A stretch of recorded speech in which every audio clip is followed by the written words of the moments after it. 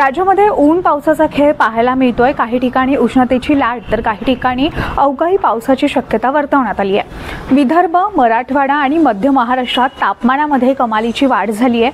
तर यवतमाळ येथे 46 अंश सेल्सिअस कमाल तापमानाची नोंद झाली आहे, तर धाराशिव येथे 22 अंश सेल्सिअस हे सर्वात कमी किमान तापमान नोंदवण्यात आले आहे। आजच्या भागात आपण 28 मे रोजी तापमान कसं असेल याविषयीची माहिती जाणून घेणार आहोत।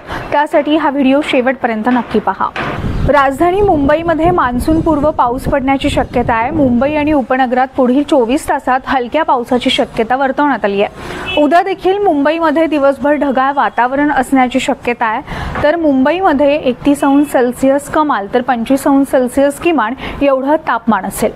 पुण्यात देखील पुढील 5 ते 7 दिवस आकाश अंशतः ढगाळ राहून दुपारी किंवा संध्याकाळी सामान्यतः ढगाळ राहण्याची शक्यता आहे। तसेच तुरळक ठिकाणी मेघगर्जना आणि विजांच्या कडकडाटासह मध्यम स्वरूपाचा पाऊस पडण्याची शक्यता आहे। पुण्यात उद्या 29 अंश सेल्सिअस कमाल तर 21 अंश सेल्सिअस किमान एवढं तापमान असेल।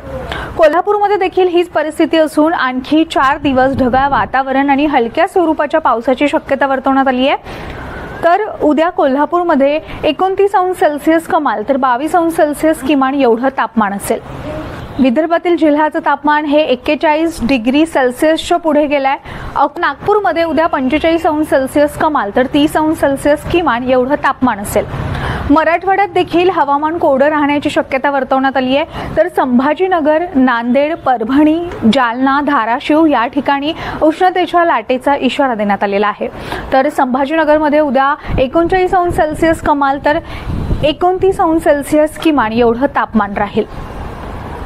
एकंदरीतच राज्यात कुठे पावसाची शक्यता तर कुठे उष्णतेची लाट आलेली आहे।